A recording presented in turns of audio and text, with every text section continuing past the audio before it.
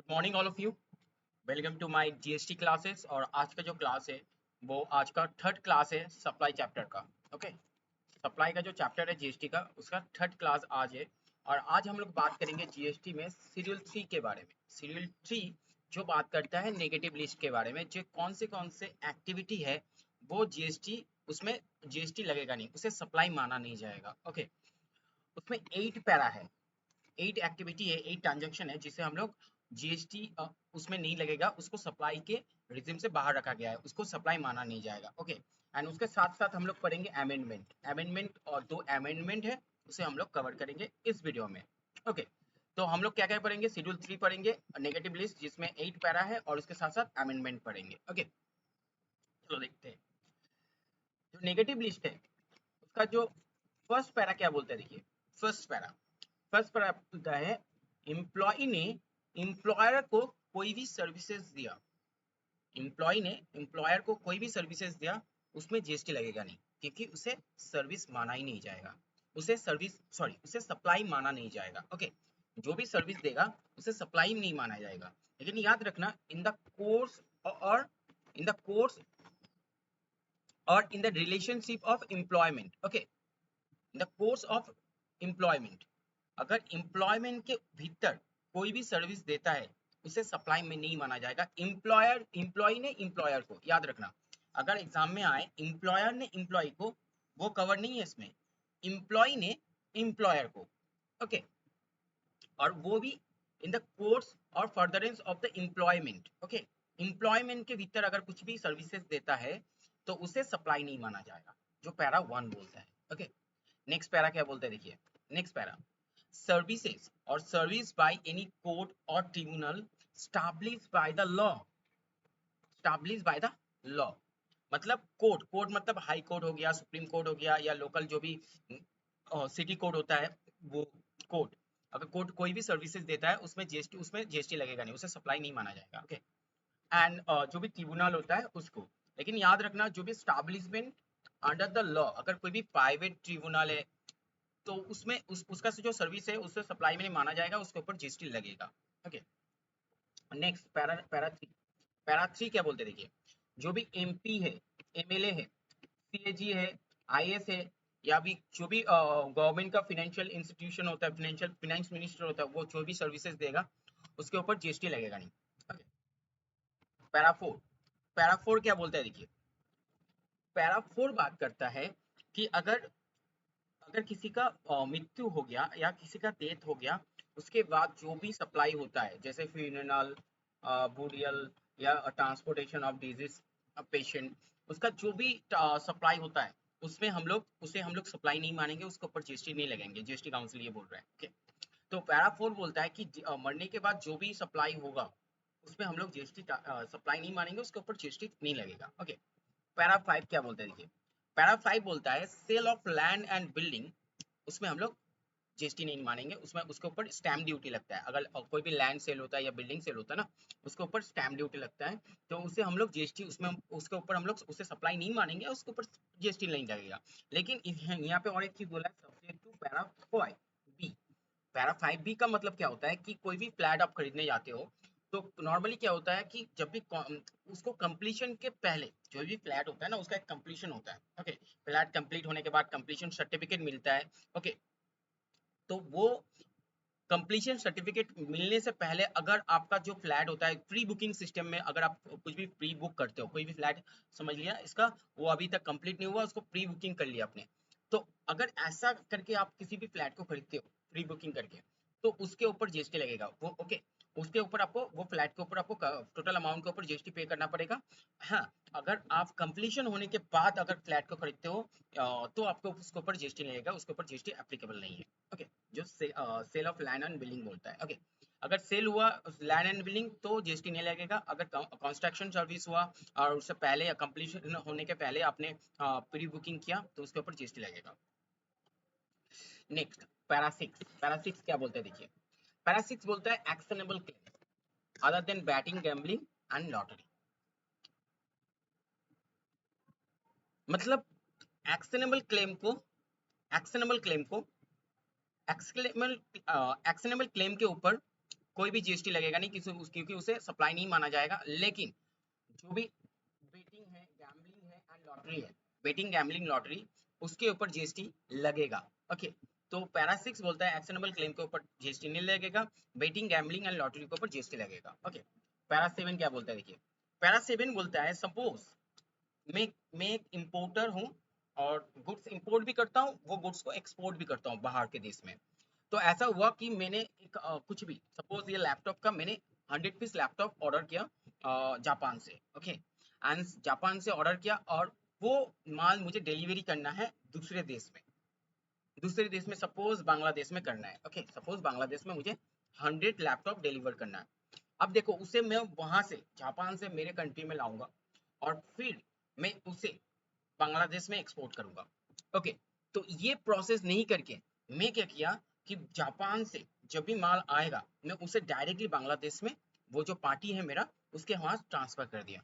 जैसे कि non taxable territory to non taxable territory to non taxable territory. मतलब taxable territory कौन सा है? इंडिया है, इंडिया का 12 नॉटिकल माइल है और 200 नॉटिकल माइल तक जो ऑयल एंड नेचुरल गैस है वो 200 नॉटिकल माइल तक है। तो उसके बाद है नॉन टैक्सेबल टेरिटरी। तो वहां से मैंने डायरेक्टली बाहर से मतलब एक आउटसाइड ऑफ इंडिया से आउटसाइड ऑफ इंडिया में मैंने भेज दिया। ओके, गुड्स को जो लैपटॉप है। तो यहाँ पे क्या बोलता है जीएसटी काउंसिल या गवर्नमेंट कि भैया इसे हम लोग सप्लाई नहीं मानेंगे। ओके, इसे हम लोग सप्लाई नहीं मानेंगे, उसके ऊपर जीएसटी चार्ज नहीं होगा। ओके, एंड पैरा 8 क्या बोलता है देखिए, उसके रिलेटेड है, उसी रिलेटेड है कि सपोज आपने कुछ जापान से मैंने ये लैपटॉप ऑर्डर किया, वो लैपटॉप स्विफ्ट में आ गया, हम स्विफ्ट में आके वो 200 नॉटिकल माइल्स तक भी घुस गया। ओके, 200 नॉटिकल माइल तक घुस गया।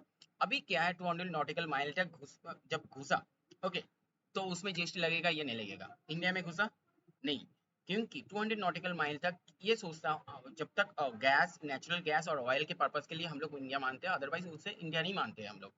तो वहां पे मेरे एक पार्टी बांग्लादेश से फोन किया कि मुझे 100 लैपटॉप मुझे चाहिए, मुझे एक 100 लैपटॉप चाहिए और ये जो शिफ्ट है ये यहाँ से फिर बांग्लादेश जाएगा। ओके, तो अभी समझ लो मैंने क्या किया, यहीं पे जो जो आपका शिफ्ट में है वहां से मेरे पास तो बॉन्ड रहेगा ना उसका, वो बॉन्ड मैंने क्या किया उस पार्टी को ट्रांसफर कर दिया। ओके, सपोज वो इंडिया में घुसेगा।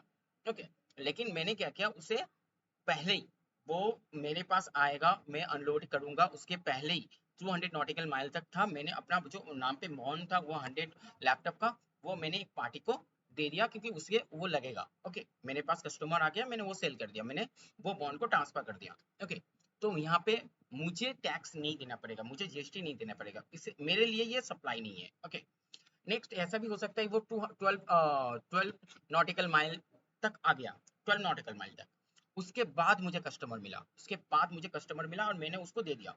ओके, मैंने अपना बॉन्ड जो था वो कस्टमर को दे दिया, देखो भाई मेरा जो 100 लैपटॉप है वो मेरे शिफ्ट पे है, शिफ्ट आ गया है, अभी 12 नॉटिकल माइल तक है, आज तक घुस जाएगा, तो आप ये बॉन्ड ले लो, आप वो उसे छुड़ा के अपने घर पे लेके जाना या आपके आपके बिजनेस में लेके जाना। तो उन्होंने राजी हो गया, तो उन्होंने क्या किया, मैंने क्या किया उसको अपने बॉन्ड को उसके नाम पे दे दिया। ओके, तो गवर्नमेंट बोलता है इससे हम लोग जीएसटी नहीं इससे हम लोग सप्लाई नहीं मानेंगे, इसके ऊपर जीएसटी नहीं लगेगा मेरे लिए। ओके, मेरे लिए, क्योंकि मैं क्या किया उस जो लैपटॉप है उसको पोर्ट से नहीं छुड़ा के मैंने लिया नहीं, उससे पहले मैंने बॉन्ड टू बॉन्ड ट्रांसफर कर दिया। ओके, थर्ड केसेस ऐसा हो सकता है कि वो मेरे पास आया, मैंने अनलोड किया लेकिन मेरे पास पैसा नहीं है, और मैंने क्या किया जो भी वेयर हाउस होता है ना कस्टम्स का, वहां पे मैंने उसको रख दिया। ओके, अब रखने के बाद मैं भी कस्टमर खोज रहा हूँ कि जब भी मुझे कस्टमर मिलेगा मैं सेल कर दूंगा। ओके, वहां से मेरा मोटिव यही है। तो मुझे कस्टमर भी मिल गया, मेरा जो वेयर हाउस में गुड्स है, तो मुझे कस्टमर मिला जिसे 100 लैपटॉप चाहिए। ओके, जिसे 100 लैपटॉप चाहिए, मेरा कस्टमर मिल गया, जब मैं मंगा रहा हूँ तो मुझे कस्टमर भी खोजना है ना, तो मैं सेल भी करूंगा, तो मुझे मिल गया और जो प्रोडक्ट है वो कस्टम्स के वेयर हाउस में है। ओके, तो कस्टम्स के वेयर हाउस में है, जब मुझे कस्टमर मिला मैंने वहां जाके दिखा दिया, देखो भैया ये लैपटॉप है 100 लैपटॉप जो अभी तक कस्टम्स के वेयर हाउस में है, आपको चाहिए? उन्होंने बोला हाँ चाहिए मुझे। तो मैंने क्या किया, वो जो लैपटॉप का बॉन्ड है मैंने उसको ट्रांसफर कर दिया। ओके, मैंने उसको सेल कर दिया। ओके, तो गवर्नमेंट बोल रहा है कि भैया ये मेरे लिए सप्लाई नहीं है, क्योंकि मैं उसे उसको वहां से छुड़ाया नहीं उससे पहले, क्योंकि जो भी कस्टमर को मैं सेल कर रहा हूँ क्योंकि गवर्नमेंट क्यों सोच रहा है, क्यों बोल रहा है ऐसा, क्योंकि अल्टीमेटली जो उसे छुड़ाएगा वहां से, जो उसको लेके जाएगा, उसे तो टैक्स पे करना ही है। तो यहाँ पे गवर्नमेंट का लॉस कुछ भी नहीं है कि अगर मैं निकालूं या मेरे लिए मेरे कस्टमर वहां से निकाल के उसे टैक्स पे कर दे, उसके लिए तो टैक्स आना ही आना है उस ट्रांजेक्शन पे। तो जो भी कस्टम्स, अगर जब भी कस्टम लगेगा तो उसके ऊपर जीएसटी पे करना पड़ेगा, लेकिन कस्टम्स लगने से पहले अगर मैं उसे सेल कर देता हूँ किसी को, तो वो मेरे लिए सप्लाई नहीं है, मुझे सेल नहीं करना पड़ेगा, मुझे उसके ऊपर सप्लाई उसे माना नहीं जाएगा, उसके ऊपर जीएसटी नहीं पे करना पड़ेगा। ओके, तो होप सो आपको समझ में आया है। जो 8 पैरा मैंने हम लोग डिस्कस किया, एक है एम्प्लॉय ने एम्प्लॉयर को, एम्प्लॉय ने एम्प्लॉयर को कोई भी सर्विस देता है एम्प्लॉयमेंट के अंदर, तो उसे सर्विस नहीं माना जाएगा, उसके ऊपर उसे सप्लाई नहीं माना जाएगा, उसके ऊपर टैक्स नहीं देना पड़ेगा। Okay, neither as a good supply of goods और not as a supply of service. Okay, next para, para 2 बोलता है सर्विस बाय द कोड और ट्रिब्यूनल, जो भी establishment by the under the law, जो भी कोड और ट्रिब्यूनल होता है, वो कोई भी सर्विस दे देता है उसको, उसको सप्लाई नहीं माना जाएगा, उसके ऊपर टैक्स नहीं लगेगा। लेकिन याद रखना, स्टैब्लिश अंडर द लॉ, अगर कोई भी प्राइवेट ट्रिब्यूनल होता है उसके ऊपर टैक्स देना पड़ेगा आपको, उसे सप्लाई में नहीं माना जाएगा। उसके बाद एमपीज, एमएलएज, जो भी आईएएस ऑफिसर या जो भी होता है गवर्नमेंट का रिप्रेजेंटेटिव, ओके, उसके जो भी सप्लाई देता है, ओके, जो भी सप्लाई देता है उसके ऊपर जीएसटी नहीं लगेगा। पैरा 4 बोलता है जो भी मरने के बाद जो भी सप्लाई होता है कि जिस पेशेंट को जलाने के लिए जो भी सर्विसेज देना पड़ता है, उससे उसके ऊपर जीएसटी लगेगा नहीं। पैरा 5 बोलता है कि sale of land and building, उसको जीएसटी में पकड़ा नहीं जाएगा, उसके ऊपर सप्लाई नहीं होगा, उसको सप्लाई नहीं माना जाएगा, उसके ऊपर टैक्स नहीं देना पड़ेगा। ओके, नेक्स्ट बात होता है एक्शनेबल क्लेम को सप्लाई नहीं माना जाएगा, सिर्फ बेटिंग, गैम्बलिंग एंड लॉटरी को सप्लाई माना जाएगा, उसके ऊपर जीएसटी देना पड़ेगा। ओके, पैरा 7 बात करता है कोई भी नॉन टैक्सेबल टेरिटरी से नॉन टैक्सेबल टेरिटरी में आप कोई भी सप्लाई करते हो, और टैक्सेबल टेरिटरी क्या है, इंडिया का 12 नॉटिकल माइल, और गैस और नेचुरल गैस के लिए एंड ऑयल के लिए 200 नॉटिकल माइल। तो उसके बाहर भी कोई भी सप्लाई होता है, ओके, और बाहर देश में, तो उसे हम लोग जीएसटी नहीं माना जाएगा, तो सप्लाई नहीं माना जाएगा, उसके ऊपर जीएसटी नहीं लगेगा। पैरा 8 बोलता है कि अगर अगर मैं एक बात पे अगर इसको समराइज करूं, कस्टम्स, कोई भी गुड्स इंपोर्ट कर रहे हो और कस्टम देने से पहले आप किसी को अपना गुड्स का बॉन्ड ट्रांसफर कर दे रहे हो, तो वो बॉन्ड के ऊपर उसे हम लोग सप्लाई नहीं मानेंगे, उसके ऊपर जीएसटी नहीं लगेगा। ओके, नेक्स्ट आते हैं अमेंडमेंट में। देखो यहाँ पे एक डायग्राम किया गया है, देख लीजिए। सप्लाई का दो विंग्स है सप्लाई में, इसे इसे कहते हैं 71A, 71B and 71C, इसमें schedule 3। After the above provision supply, okay, then schedule 3, schedule 2 में पैरा 18 एंट्री है जिसमें supply of goods classification, I think classification 71A, okay, 71A मतलब पहले डिटर्मिनेशन देन क्लासिफिकेशन, एंड इधर है सप्लाई शेड्यूल 3 जिसमें 8 para है जो बात करता है नेगेटिव लिस्ट के बारे में, उसे हम लोग सप्लाई नहीं मानेंगे। Okay, okay, next amendment. Amendment 2 आया है, मैं अमेंडमेंट को शॉर्ट में आपको समझा दे रहा हूँ। जैसे कि जीएसटी का डेफिनेशन आप लोग पढ़े होंगे, और जीएसटी में डेफिनेशन में साफ कहा गया है कि जीएसटी में लीकर जो है वो जीएसटी के रीजन से बाहर है, लीकर को जीएसटी में लाया नहीं जाएगा, जीएसटी में उसके ऊपर जीएसटी लगेगा नहीं, पहले का जो टैक्स सिस्टम है वही उसमें एप्लीकेबल होगा। तो अब बात आता है कि सपोज मुझे एक वाइन शॉप खोलना है। अगर वाइन शॉप खोलना है तो वाइन शॉप मैं ऐसे ही नहीं खोल सकता, मुझे वाइन शॉप खोलने के लिए मुझे गवर्नमेंट से लाइसेंस का जरूरत है। ओके, मुझे लाइसेंस लगेगा, तो लाइसेंस लगेगा, अगर गवर्नमेंट ने लाइसेंस दिया मुझे, तो उसके लिए गवर्नमेंट कंसिडरेशन लेता है, कुछ फीस चार्ज करता है। ओके, अच्छा खासा। तो गवर्नमेंट ये जो ट्रांजेक्शन होता है, ये सेक्शन 7 सबसेक्शन 1A में कवर हो जाता है, क्योंकि उसमें कंसिडरेशन भी आया है और वो in the course of furtherance of the business भी है, जो भी ट्रांजेक्शन हुआ है। क्योंकि अगर कोई भी लाइसेंस मुझे देता है उसके ऊपर कंसिडरेशन भी लेता है, तो वो सेक्शन 7 सबसेक्शन 1 में सप्लाई में कवर होगा। ओके, तो अभी प्रॉब्लम यहाँ आ गया कि जो भी उसमें जीएसटी पे करूंगा मैं, सपोज उसमें जीएसटी पे करूंगा, तो वो जीएसटी का क्रेडिट कहाँ से लूंगा, क्योंकि जो भी मैं बिजनेस करूंगा उसको वो तो जीएसटी में कवर ही नहीं है। एंड अगर लीकर को जीएसटी से बाहर रखा गया है, तो लाइसेंस को क्यों जीएसटी में इंक्लूड करेंगे।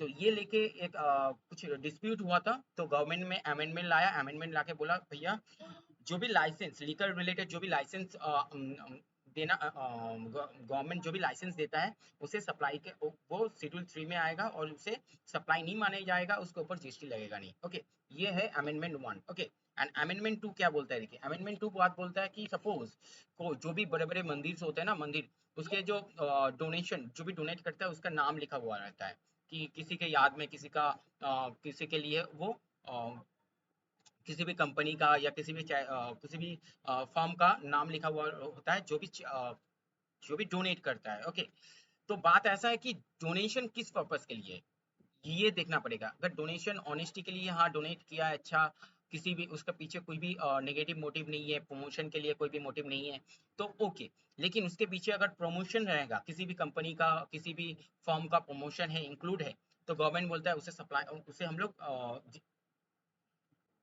तो उसके ऊपर जीएसटी लगेगा। अगर इंटेंशन है कि अपने कंपनी को प्रमोट करना, या फिर अपने फर्म को प्रमोट करना, अपने बिजनेस को प्रमोट करना, तो उसके ऊपर जीएसटी लगेगा। अदरवाइज अगर डोनेशन है किसी की याद में, अगर डोनेशन है गुड फेथ में, अगर डोनेशन है किसी के अच्छे कामों के लिए, किसी के मतलब मुझे नाम नहीं चाहिए, लेकिन जो भी मंदिर वाला है वो नाम लिख दिया, हाँ ये इतना डोनेट किया, तो भैया जीएसटी नहीं लगेगा उसको, वो उसमें जीएसटी नहीं लगेगा। लेकिन अगर किसी भी कंपनी को प्रमोट करने के लिए है तो उसमें जीएसटी लगेगा। तो गाइस, ये है section 7 subsection 1 and sorry section 7 subsection 2 and schedule 3 के बारे में, जो 8 पैरा एंड 2 अमेंडमेंट था वो उसको मैंने कवर किया, और होप सो आपको क्लियर हुआ होगा। बहुत सिंपली तरीके से मैंने आपको समझाया। तो और नेक्स्ट क्लास के लिए आप मेरे यूट्यूब चैनल को सब्सक्राइब कर सकते हो, और मेरे वीडियो को अच्छा लगे तो लाइक करना। Okay, take care.